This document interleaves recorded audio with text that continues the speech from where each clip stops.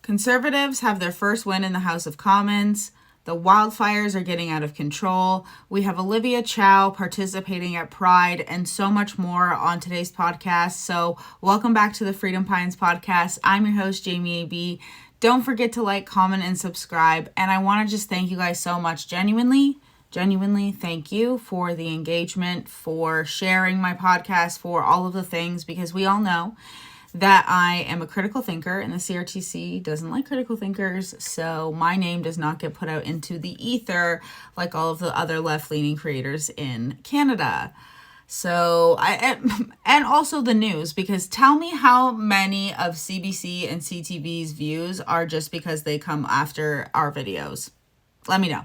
Anyways, let's get into today's video, and I thank you guys so much. So we have the Conservatives winning a bill in the getting enough votes to win a bill, I guess. What do you call that? Win a bill?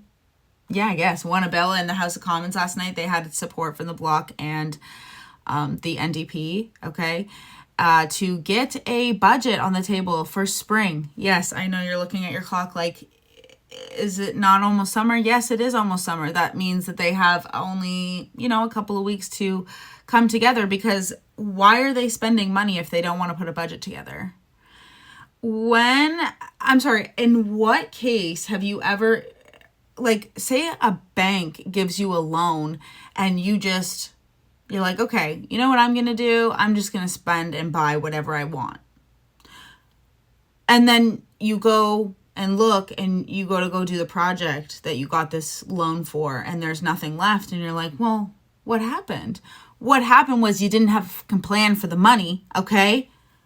Hello? Even the most basic of person who is going to have a lump sum of money, even if you get a lump sum of money for, tuition, it's going to be planned. I'm just saying. So very happy. We'll see if the Senate's let that one go through. Unless there would be any reason why this bill in particular wouldn't go through the normal bill, process in the House of Commons. But anyways, that's enough of that. I am very happy for that. I'm very happy that everybody agreed to that, because that's common sense and we need more of that. And I would just like to say also, I looked up what is the shortest election time between elections in Canada. 7 months. It was in 1957, the Progressive Conservatives won a minority. Political instability followed. He called another election, and then they won a supermajority. So that's almost not the news I want to tell you. But last time it has happened. That's crazy, because genuinely I am exhausted from covering the first one. But maybe Pierre could have a chance at figuring out what he did wrong the first time and seeing how the Liberals actually handled Trump and working with that. And then we could actually win. But anyways, let's move on to David E. I'm here in Japan at a Japanese supermarket. Found How'd you get there? Right out of Surrey, BC, and then Real Earth chocolate. How does that get there? We got the best food in the world. Not CO2. And we're here at just a regular store in Japan, Oh. and we're here to make sure more BC products end up on the shelf. That's right. Here's the thing. Thank you, Moose on the Loose, for that clip. Here's the thing. It would be more environmentally friendly for you guys to just get along with the states. Make a good deal with America, okay? There was no reason why we needed to have all those tariffs on our crap anyways. I don't even agree with the Conservatives when I understand why they're doing it, because they're the opposition, but I don't think retaliatory tariffs, because do you know what retaliatory tariffs are? That means that's money on our stuff. That costs us more money. That's why when you look at the back of shampoo for a long time, and when we were growing up, it was only like a couple of dollars difference, if that, and then you look now, it's a big difference because of all of the tariffs that we had on America for no reason. And here's the thing. America has much lower standards for almost everything when it comes to dairy or meat and stuff. They don't have the best process. So I kind of liked that for a long time we didn't have American milk, but that's the thing. People need to figure that out. But anyways, let's move on. Because here's the thing. This is not more environmentally friendly. You and I both know that. This is BS. This is just proving that they do not care. It's just like the human rights thing. You guys are so mad at Donald Trump that you're going to team up with China and Melanie Joly. This is the kind of stuff that I am saying. It's all hypocrisy. You actually want to save the planet. It would make more sense that we have a pipeline in Canada, but we have Bloq Québécois spreading more misinformation, more pipeline, hateful pipeline prop. You know what I'm trying to say here. Sitting in the House of Commons, I went to go get it from Mr. Sunshine Baby. I couldn't find it. He didn't post his live. And saying that, they're so dangerous or they're so, what did he say? It was along the lines of like disgusting. Very strong language, not condemned in the slightest. This is what I'm saying. People are so brainwashed. They think that the way that we're getting gas now is more environmentally friendly. Or even, you guys, my husband, which is so funny, I just commented on Moose on the Loose's video about this. My husband had a really good paying green job. Like when we were first together, he worked at Siemens in Canada, Ontario, and they were building Canada's first wind turbines. Tell me why 1 year after Justin Trudeau was in, and Kathleen Wynne knows that the green is on the agenda, okay? They want to make more green products. They want Canada to go more green. In fact, the language would get stronger and stronger that it has to be green or else we're going to die, okay? Why they would get rid of Canada's first wind turbine factory? Do you know how much it took to get all of the parts over here to build those? Do you know how much CO2 was used to transfer those? Do you know how much CO2 was used to keep the building hot AF all the time? Because that's the kind of conditions it had to be to build these molds out of fiberglass. The amount of driving to and from people who work there. Guys, nothing about these things are more green. And we're finding out that in Sweden, they're powered by diesel. Stop. And they've done such a good job at brainwashing the entire public that now when these things are happening, the lefties online are losing it. They are losing it, okay? I'm still going through this Bill C5 because the lefties are losing it over this Bill C5. It's a long bill. There's a lot of amendments too, but it's not like, okay, here's the thing. I understand why regulations exist, but I also don't understand all of this DEI red tape. We don't need to know about feminism, blah, blah, blah. Also learned that, okay, hold on. So what I've read so far is that they're replacing the Endangered Species Act because I guess you can't build a single thing to, like, if they build something there, they have to save this species and conserve it and do other things. So it's not, from what I've seen so far, what I've read so far, and I'm subject to change my mind the more I read, it reads that, they've used this type of extinction of animals as a excuse not to do anything in our region. So then it led me to, are they going to change the boundaries for Northern Ontario? Because that's a rumor going on in Northern Ontario right now. I don't really know why, but it is. And I looked that up. And turns out that mayors in Ontario have a lot more say than other ones. Okay, they can veto bills. Like, they can veto powers on bylaw that conflicts with provincial priorities, aka housing, ability to appoint or remove a city manager, hire department heads, reorganize city committees, and these powers are controversial but not universal. So that's the difference between Ontario and the rest of Canada, I believe. New as of 2023. So I don't know what that means, but... And so the mayors in Northern Ontario, I guess they didn't mention my area, of course, because, why would they? But I guess they got together and they're talking about how to utilize Northern Ontario and make it good again, which is nice, for once. Okay, I'm not even kidding you. It makes me so angry. As I go along in my Dark Northern Ontario series, you guys will see how unbelievably frustrated I am that this area has been so abandoned because it has so much potential. And I'm not saying that we need to make Northern Ontario something it isn't. It doesn't need to not be quaint. It doesn't need to not be and yes, tourists can be annoying. Okay. When I go to my gas station, that's like our only gas station in the area, and there's 50 billion people there who are tourists who have no idea what they're doing. Yes, it's frustrating, but I also know that they're bringing business to the area. So while it is annoying, you also have to understand that these people are putting they're choosing to spend their money in your area.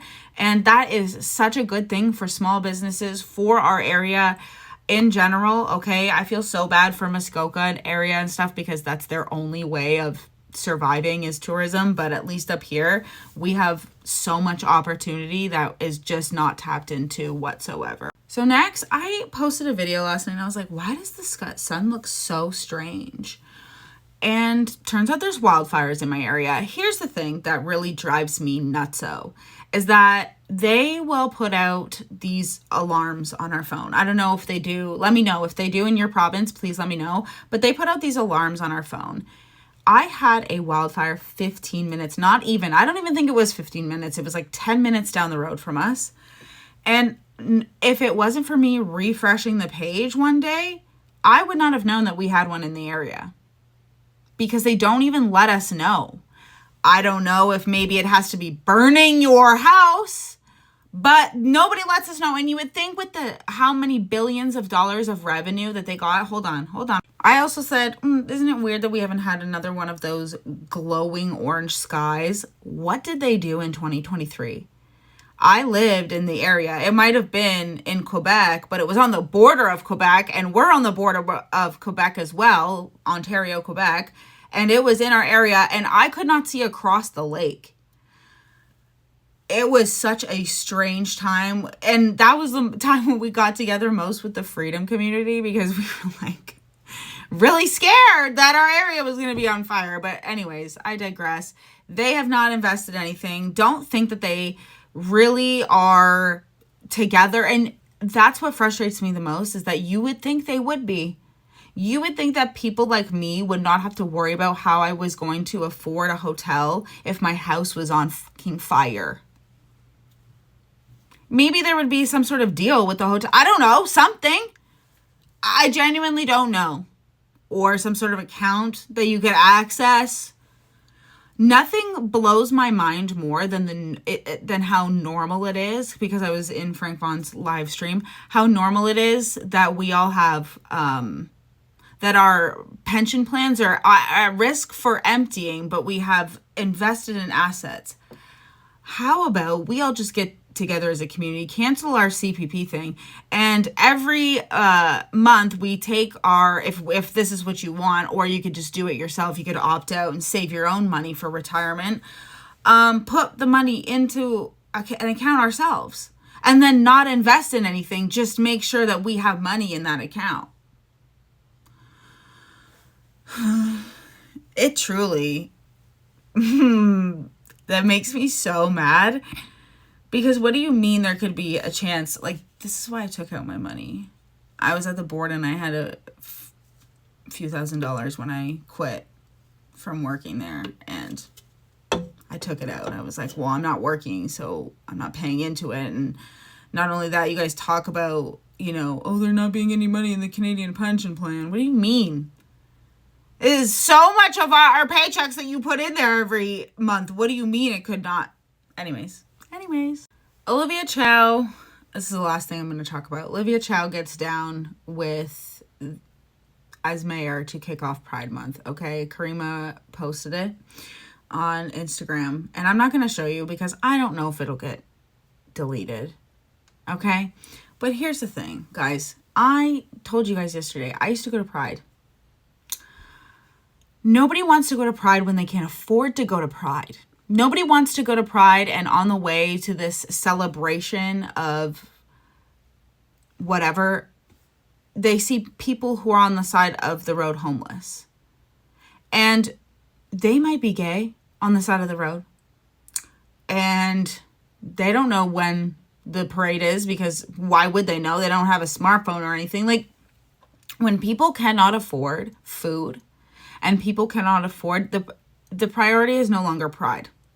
We need to, as a country, come together and figure out how we're going to fix this crisis and not be dancing. It's honestly, it's distasteful at this point. Like, I think there's so much hardship in Canada right now that celebrating things like this and you know what? Actually, I don't care if you celebrate it. Okay, if you want to go and do pride, whatever, you want to be happy, as long as you're not in the streets, not clothed, I'm fine with that. It's Olivia Chow that I have a problem with.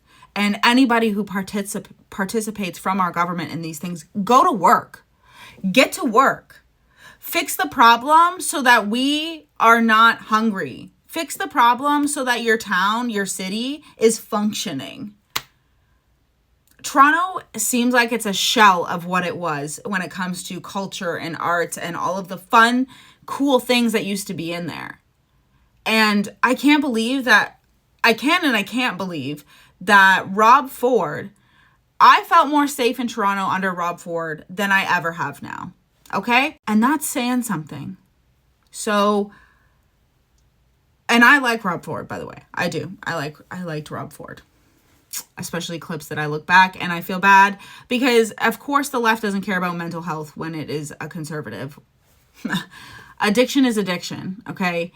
I understand it's getting the story, but you were also not helpful in the slightest to him getting the help that he actually needed. I'm going to be making a whole video because here's the thing. I was always annoyed by the companies all of a sudden caring about pride. I always called BS on it. I never, ever embraced it. I never bought from them. I bought from local people who I knew were in the community. That's like, anyways, you guys have a great day. I can't remember if I mentioned this, but I am going to be making a video, even if it gets 36 views, because here's the thing. I thought we were going from a war is over garden, but no, it is survival garden. We are making potatoes. We are making carrots. Okay. We are gardening, and I will be bringing it even if I go somewhere. If you know, you know. Okay. So you guys have a good one. I don't remember if I even said that. I just blanked out entirely. You guys have a good day, and I will see you guys tomorrow. Bye. Hi, it's Editing Me, and I just wanted to let people in Manitoba know that I am thinking about you. I am praying for you.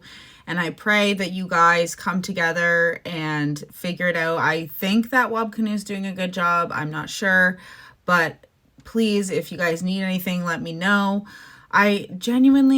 It frustrates me so much because I know how frustrating and scary it can be to live right near them. And I just try to not even think about it now because I used to worry about it all the time and it would just put me on edge. So now I pack up a bag for me, the kids, and my husband, keep it in the trailer. So if we have to go, we can just hook up and go. But truly, I am thinking about you. Like, not even everybody has that ability to just get up and leave their homes either. I don't know if people know that, but just know that I'm thinking about you and I'm praying for you guys. And yeah, if you need anything, let me know.